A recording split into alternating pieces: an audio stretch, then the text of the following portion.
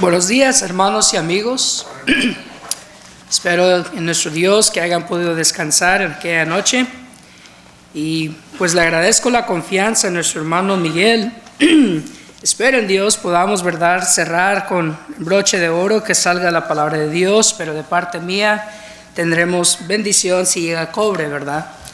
Pero haremos el mejor esfuerzo, hermanos, para traer la palabra de Dios tal como Él la ha entregado, para la honra y gloria de Él, pero también para la mutua edificación nuestra, hermanos. Le agradezco una vez más a los hermanos que me invitaron, que tuvieron esa confianza de traerme, ¿verdad?, para poder compartir de la palabra de Dios con ustedes. Como ya mencionaba anoche, esta congregación, ¿verdad?, es muy especial para mi familia y para mí, ya que desde el 2005, ¿verdad?, nos hemos conocido. Y siempre, hermanos, la experiencia ha sido una calurosa y una hermosa de hospitalidad y de amor. Y por lo cual, como Pablo le dijo a los tesalonicenses, en cuanto al amor fraternal, no tengo más que decirles, sino más que a exhortarles y animarles que abunden más en ello. Tengo entendido, hermanos, que este es un estudio bíblico, que es una clase bíblica, y les pido y les voy a rogar que por favor, hermanos, tengamos participación y que seamos activos, ya que es una clase. Y les pido, hermanos, esto porque yo también puedo aprender de ustedes. No quiero que usted se engañe o usted tenga el pensamiento que simplemente porque estoy aquí estudiando y compartiendo con ustedes ya lo sé todo. La verdad, sé muy poco y siempre puedo aprender de ustedes también. Les voy a invitar a abrir sus Biblias a la segunda carta de Timoteo, que es de donde hemos estado mirando nuestros temas en este día o en esta semana, este fin de semana. El capítulo 4, y quiero que volvamos a leer los versículos que nuestro hermano nos asignó. Segunda carta de Timoteo, capítulo 4, comenzando ahí desde el versículo 6. Porque yo ya estoy para ser sacrificado y el tiempo de mi partida está cercano. He peleado la buena batalla, he acabado la carrera, he guardado la fe. Por lo demás, me está guardada la corona de justicia, la cual me dará el Señor, juez justo, en aquel día. Y no solo a mí, sino también a todos los que aman su venida. Nuestro hermano, hermanos, me pidió que en esta mañana, en la clase y en el sermón, hablésemos sobre la solemnidad de nuestro servicio a Dios. La solemnidad sobre nuestro servicio a Dios. Y allá en la congregación de Southeast, hermanos, en San Antonio, lo que acostumbro a hacer es, me gusta conectar, ¿verdad?, la clase bíblica con los sermones que estaremos viendo durante el día. Porque veo, hermanos, muy productivo que sigamos, como se dice, ¿verdad?, un hilo, o sigamos el hilo de pensamiento para poder procesar y meditar más cautelosamente el mensaje que podemos tomar de la palabra de nuestro Dios. Pero quiero comenzar, hermanos, haciendo la siguiente pregunta.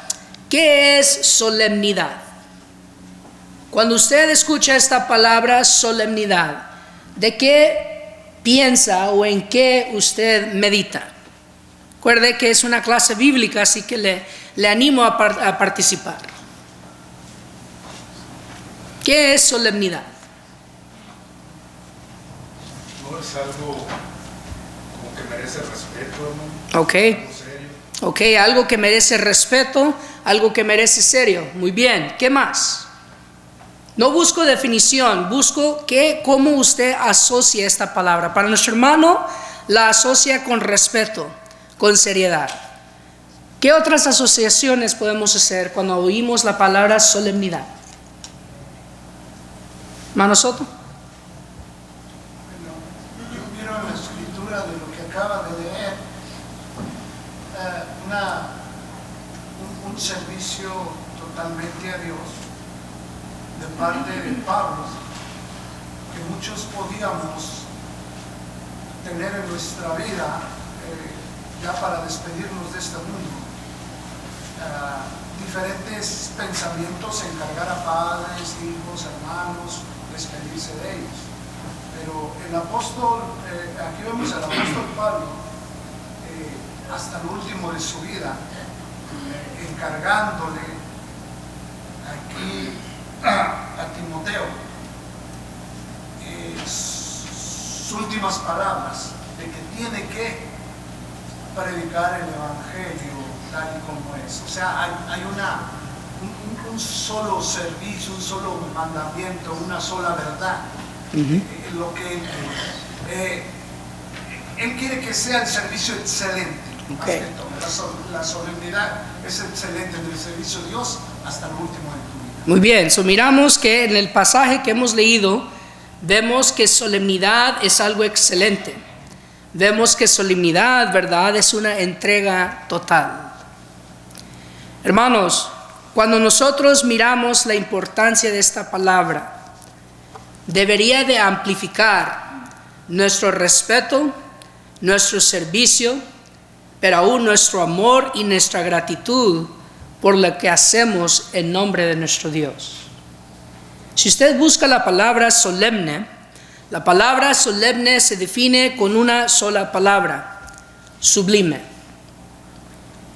Claro, la pregunta es, bueno, ¿y esta otra dominguera qué significa? La palabra sublime, hermanos, se puede describir como algo único, como algo que no tiene comparación. Algo, ¿verdad?, que no solamente es único, sino que es único porque tiene una gloria o tiene un honor y un prestigio que no puede ser comparado. Por lo cual nuestro Dios es sublime.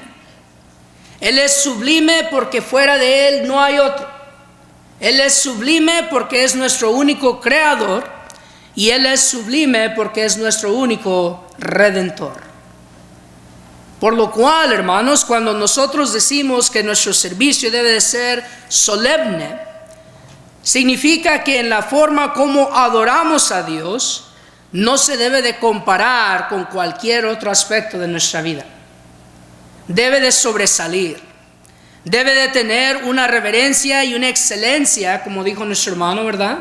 Debe de tener un respeto, como dijo nuestro otro hermano García, que no se compara con otros aspectos de nuestra vida. Miren lo que el apóstol Pablo, hermanos, comienza diciendo en el capítulo 4, versículo 6. La solemnidad en cuanto al servicio de Pablo, hermanos, cómo se empieza a mirar en el pasaje que se nos dio. El versículo 6 dice el apóstol Pablo: porque yo ya estoy para ser, ¿qué? Sacrificado. ¿Qué es un sacrificio, hermanos? ¿Qué es un sacrificio? Morir, ok. Nuestro Señor Jesucristo, hermanos, dio su vida por nosotros. ¿Qué le llamamos a eso? Un sacrificio. Pero no solo fue un sacrificio sublime. Un sacrificio tan sublime que dice Filipenses capítulo 2, versículos 8 al 10, que por este sacrificio Dios le exaltó hasta lo sumo. Le dio un nombre que es sobre todo nombre, y toda rodilla de los que están en los cielos, en la tierra y debajo de la tierra, harán ¿qué? Se doblarán ante Él. Entonces vemos nosotros ahí, hermanos, la solemnidad del sacrificio que Cristo hizo por nosotros. Él hizo algo que no se puede repetir. Él hizo algo que no puede volver a tomar lugar jamás. Es incomparable, ¿se fijaron? Pero Pablo ahora aquí está diciendo que él también va a sacrificar su vida, que él también va a sacrificar su cuerpo. Pero la pregunta es, ¿para quién está entregando Pablo su cuerpo? ¿En servicio de quién está el apóstol Pablo entregando su vida? El versículo 9 nos da la respuesta, hermanos. Para el juez justo a quien él sirve.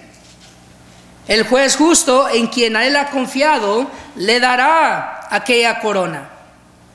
Ese juez justo que sabía el apóstol Pablo que estaba mirando lo que él había entregado.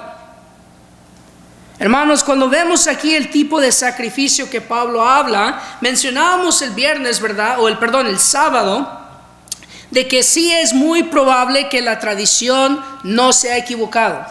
De que sí es muy probable que Pablo, por ser ciudadano romano, muy probablemente fue decapitado, que hubiese sido visto como una muerte honorable de un soldado.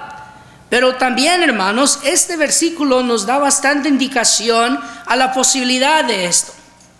Porque Pablo aquí, hermanos, dice que él iba a ser derramado. Esto, hermanos, está hablando del tipo de sacrificio que se conocía como la libación.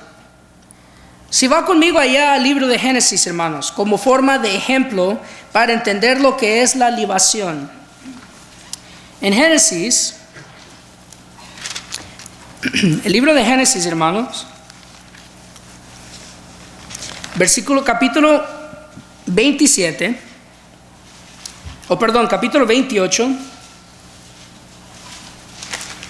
y como forma de recuerdo, en los primeros versículos del capítulo 28, pero específicamente desde el versículo 10, miramos que Dios se le aparece a Jacob en Betel, que antes se llamaba Luz.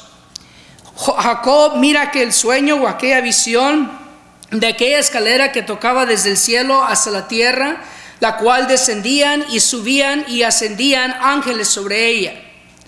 Dios ahí, ¿verdad?, le habla a Jacob, se le revela y le avisa, ¿verdad?, de que en él iban a ser bendecidas todas las familias de la tierra. Es decir, ahora la promesa que pertenecía a Abraham, que vino a darse a Isaac, ahora Dios se la estaba dando a Jacob. Pero observen las acciones de Jacob en el versículo 18.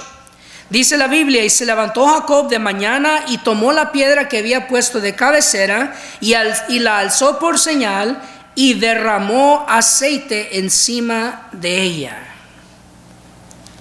Y llamó el nombre de aquel lugar Betel, aunque Luz era el nombre de la ciudad primero.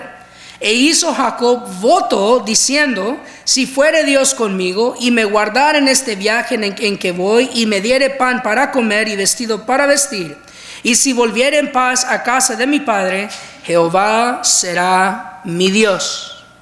Y esta piedra que he puesto por señal será casa de Dios, y todo lo que me dieres el diezmo apartaré para ti. ¿Cómo se le llama a esto, hermanos, lo que hizo Jacob? ¿Qué hizo Jacob en ese momento? Un voto solemne, ¿no es así? Él hizo un voto solemne. Jacob no pudo derramar sangre en ese momento, pero vemos que él derramó aceite sobre una piedra. Él ungió esa piedra. Y hay otros casos en la Biblia donde hemos visto donde lo mismo ocurre, ¿verdad? Donde ungen un objeto, y ese objeto iba a servir como testigo, ¿se acuerdan? Iba a servir como testigo entre las dos personas que venían a hacer un acuerdo o un voto solemne. Para nosotros, hermanos, ¿qué fue ese acto que hicimos? ¿Cuál fue el sacrificio que vino o viene a servir como testigo entre nosotros y Dios del voto solemne que le hemos hecho a nuestro Dios?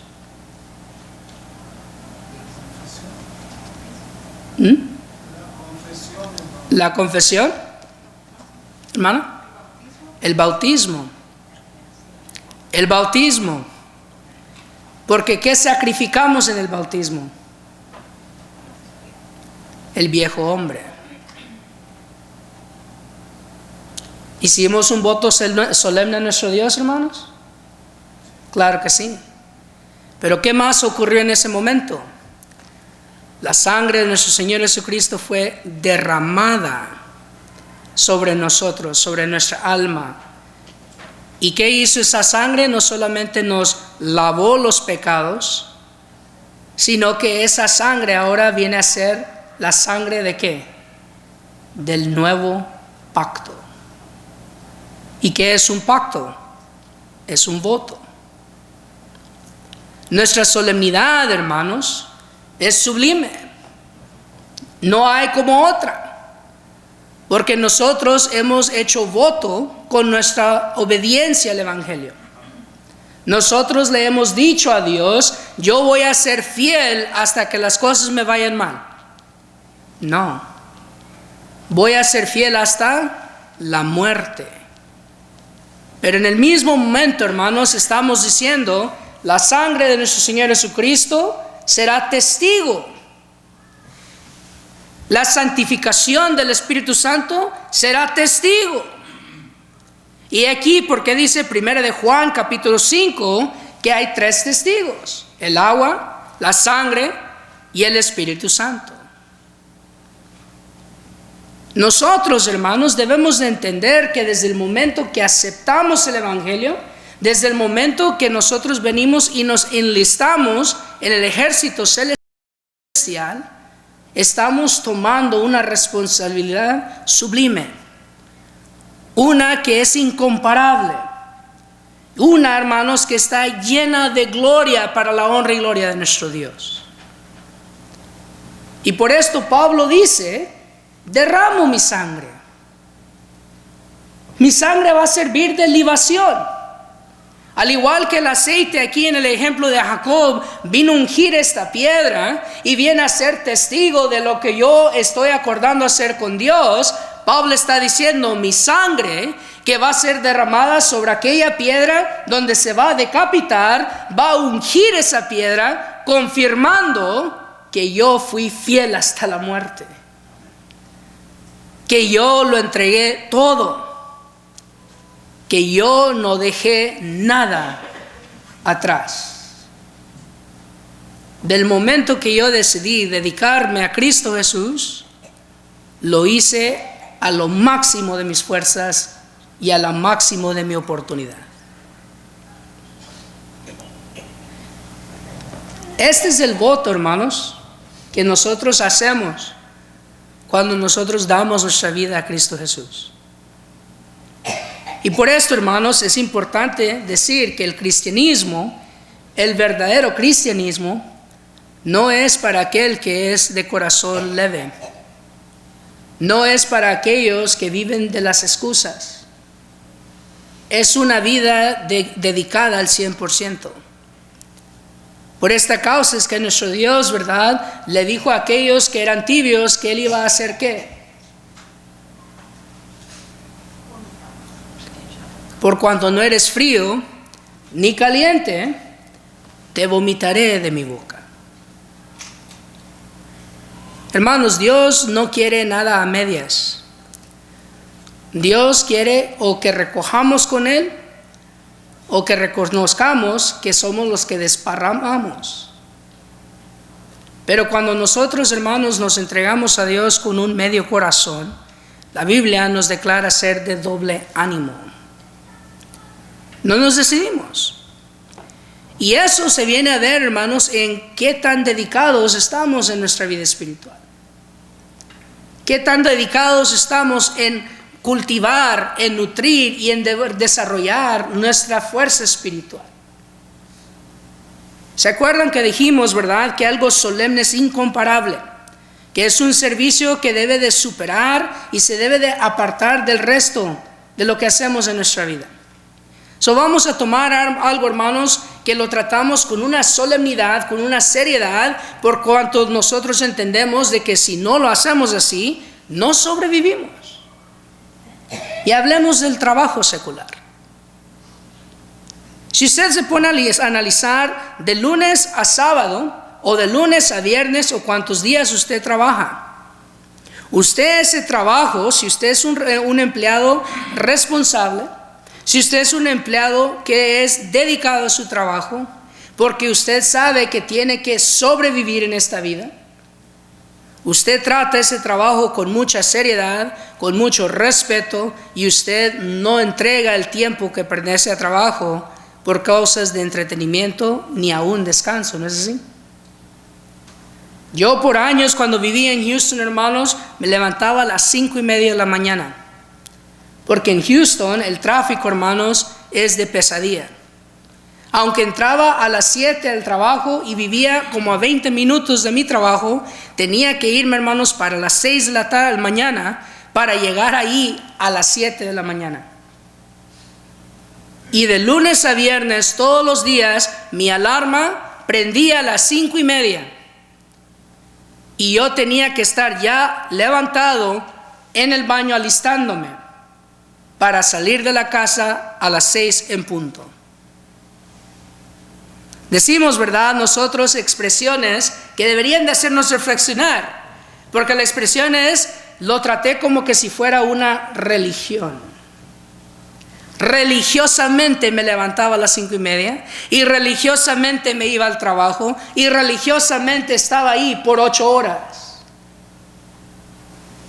Pero yo le someto a usted que deberíamos de dejar de usar esa frase, porque muchas veces le damos más honor y honra, reverencia a nuestro trabajo que a la adoración de nuestro Dios. Ve a su alrededor ahorita. La excusa que yo escucho en San Antonio, cuando voy y visito y les explico que es necesario estar aquí, es, bueno, esa es clase, no es adoración. La Biblia nos ordena adorar. Eso no es un pensamiento solemne, porque la clase bíblica es igual de importante que la adoración, porque ambas traen honra y gloria a nuestro Dios, pero también ambas edifican, nos fortalecen. Pero cuando le damos prioridad a una sobre la otra, bueno, ¿qué haríamos en el trabajo si nos dicen, mira, necesitamos que vengas el sábado? Sabemos que no es parte de tu tiempo, pero es importante que vengas porque es un entrenamiento por si un día te promocionamos, por si un día te damos una promoción. Se te va a pagar. ¿Iríamos, hermanos? Usted sabe que sí, porque aunque el patrón diga que es opcional, nosotros sabemos que ¿qué? Realmente no lo es. Sí, hermano. Santiago 4:17 dice, hermano, que todo aquel que sabe hacer lo bueno y no lo hace es pecado. El estar aquí una hora antes de la adoración para adorar a nuestro Dios, porque oramos, cantamos alabanzas y estudiamos la palabra de nuestro Dios, es más que bueno. Y el no pensar en estas cosas, el no hacerlas, lamentablemente caemos en pecado. Por eso que ciertamente la palabra también da algo que realmente es algo muy solemne, que demanda ciertamente reverencia, pero también temor a nuestro Dios. Tú conoces la cita de Hebreos capítulo 10 y el versículo es 29, ¿no? ¿Verdad? Entonces... Y es interesante, hermano, ese pasaje que usted cita, ¿verdad? Porque ahí mismo dice el escritor y hace la pregunta, ¿qué hará Dios con el que toma la sangre de su Hijo o la sangre del pacto como común? En la primera carta de Corintios, capítulo 11, ¿se acuerdan los versículos 18 al 23? Siempre nos acordamos del versículo 26. Pero si recordamos el contexto, Pablo, ¿verdad?, está ahí, está corrigiendo el error en Corintio, que la cena del Señor la hicieron ¿qué? Común. ¿Y cómo vemos que la hicieron común? Porque estaban ahí quedando personas sin comer. Porque llegaban los golosos, llegaban los ricos, llegaban los egoístas y comían, y los que venían, los pobres que venían atrás, no les dejaban suficiente. No estaban tratando con solemnidad, con reverencia, lo que era una cena emblemática que viene a representar o viene a demostrar, recordar, conmemorar lo que Cristo hizo por nosotros. Pero la preparación, hermanos, no comienza en el momento que nos despertamos del domingo. La preparación comienza cada día que me despierto. Porque yo vengo acá para reforzarme, yo vengo acá para fortalecerme. El Salmo 133, hermanos, es lo que nos enseña. Lo que, como dijo el hermano García, lo que es bueno y delicioso es cuando los santos nos reunimos juntos para adorar a Dios. Ese salmo, hermanos, está hablando de la reunión, de la asamblea de aquellos que llegaban a Jerusalén para celebrar las fiestas que Dios les había dado. Y nótese que el escritor, el salmista, viene, ¿verdad?, y toma y lo compara a dos cosas hermosas. Y si va conmigo rápidamente ahí, no sé cuánto más tiempo tenga, hermanos, ¿verdad? Pero ahí en el Salmo 133, nótese en los últimos versículos del Salmo con qué lo compara el escritor. Verso 3 y verso 2 dice: es como el buen oleo sobre la cabeza, el cual desciende sobre la barba de Aarón y baja hasta el borde de sus vestiduras. ¿Qué es eso, hermanos? ¿A qué está aludiendo el salmista acá? ¿Por qué iba a derramar aceite sobre la barba de Aarón? Es cuando él fue ungido, cuando Dios lo ungió a él como el sumo sacerdote, y hubo un derrame de aceite sobre él.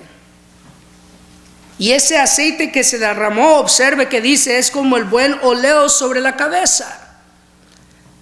Esa mezcla, hermanos, que Dios no le había permitido a nadie tener en casa.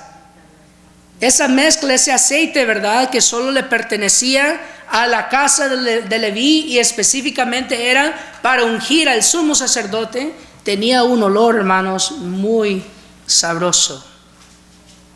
Tenía un olor fuerte, un perfume que llenaba el cuarto, hermanos. Porque ese olor y ese ungüento era para demostrar lo grato que era delante de Dios esta unción. Cuando usted y yo, hermanos, nos ponemos a Cristo en el bautismo, ese olor, hermanos, ese olor sube ante la presencia de nuestro Dios. El olor de la justificación, el olor de la redención, el olor, hermanos, de que la inocencia o la justificación se ha declarado. Un alma más se ha salvado. Cuando usted y yo venimos en presencia, hermanos, esta reunión debe de tener un olor de grato olor para nuestro Dios. Nos debe de sentir, respirar la comunión entre los santos. Una comunión incomparable. Una comunión que no tengo yo con el mundo. Porque aquí juntos nuestros inciensos, hermanos, se combinan. Nuestras oraciones, nuestra devoción se combinan. Y la mezcla, hermanos, viene a crear una fragancia sabrosa en la presencia de nuestro Dios. Pero verso 3, como el rocío de Hermón que desciende sobre los montes de Sión, porque ahí envía Jehová bendición y vida eterna. Si usted conoce un poco de la geografía, el monte de Hermón, hermanos, está en una región árida. Está en una región que es más desierto que cualquier otra cosa. ¿Sabía usted que en Jerusalén no hay ríos? ¿Se había puesto a pensar usted que en la ciudad del pueblo de Sión no habían ríos? Y por eso es que los escritores del Antiguo Testamento siempre hacían y comparaban la promesa de la salvación como un río. Y sin embargo, hermanos, a los costados de Hermón se miraba bastante vegetación verde. Se miraba bastante, hermanos, bastantes plantas y bastantes tipos de árboles que producían su fruto, como los higos, por ejemplo, los olivos, las uvas. La pregunta siempre es, ¿cómo es posible que en una región tan árida, tan seca, pueda tener tanta vegetación verde y fructífera? Aquí, hermanos, la Biblia nos da la respuesta. Porque la cúspide del monte Hermón, los judíos, los israelitas, con cariño le llamaban el Canoso. Y la razón por qué le llamaban el Canoso es porque al mero arriba del monte Hermón, hermanos, estaba lleno de nieve y de hielo. Y obviamente lo que ocurre durante el día, ¿verdad?, cuando el sol está pegando sobre ese monte, ese hielo, esa nieve que está arriba en la cúspide, ¿verdad?, estaba derritiéndose. Pero en la noche, como en todo desierto que se pone frío, se vuelve a congelar, pero despedía un rocío. y ese rocío, por la calor que había atrapado durante el día, despedía en forma de neblina, hermanos, que bajaba a los costados de la montaña. Y lo que hacía esa neblina, hermanos, lo que hacía ese rocío, es que rejuvenecía y le daba otra vez la fuerza a esas plantas, a esos árboles que fueron golpeados por el fuerte sol del día. Nosotros, hermanos, somos golpeados por la vida. Somos golpeados por el enemigo, el adversario. Somos golpeados por las tentaciones, golpeados por el mundo. Vivimos en un mundo árido, especialmente en este año, hermano, las cosas se han empeorado. Entre más crezco y entre más yo me envejezco, hermanos, más y más veo cómo la fuerza de la iglesia no se compara cuando yo era más joven. Congregaciones que ahora no solamente no tienen ancianos, tampoco tienen predicadores. Y cuando ya no se acostumbre a no tener predicadores, ¿qué es lo que va a seguir en desaparecer, hermanos? Congregaciones, hermanos, que han caído en el pecado del conformismo, que se han conformado en su condición, porque se han olvidado de que nuestra reunión y nuestro servicio a Dios es solemne, es sublime, incomparable. Pero qué triste que hay hermanos que yo he escuchado decirme: hermano, los de la dominación no tienen predicadores y triunfan. ¿Cómo puede ser un triunfo una mentira? Algo que a Dios no lo honra. Pero esta reunión, hermanos, debe de servir como una rejuvenación a nosotros. Debemos de salir de aquí, hermanos, motivados a seguir luchando por la fe, gozosos de que venimos, agradecidos con Dios de que optamos por venir y servirle a Él.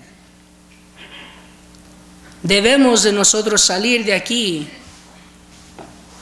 gozosos porque hemos escogido la mejor parte. Pero si yo me voy como llegué, o yo soy el problema, o el problema está en donde me estoy reuniendo. Uno de los dos lados no está sirviendo a Dios solemnemente. Pablo dijo: yo ya estoy para ser sacrificado. No se estaba lamentando el apóstol.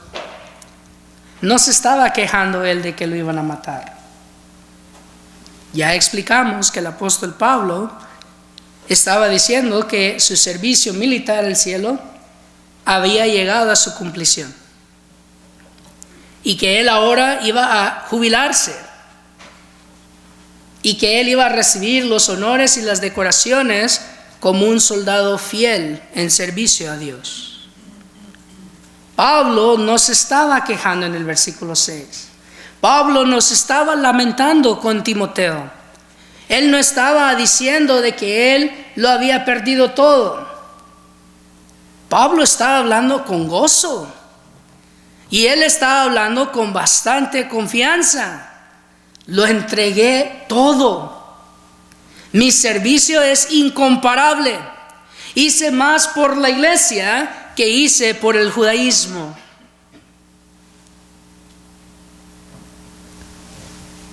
Finalmente sobresalí mi fariseísmo.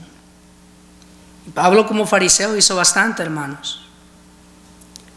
Como fariseo fue un hombre muy dedicado. Pero en 2 Timoteo 4:6 Pablo dice: por fin superé mi tiempo como fariseo. ¿Estamos superando, hermanos, nuestra vida secular con nuestra vida espiritual? Si usted y yo nos examinamos ahorita, las acciones, las selecciones que hacemos, ¿superan a lo que hacemos para honra y gloria de nuestro Dios, hermanos? ¿O le estamos dando más peso a nuestras decisiones en el mundo secular?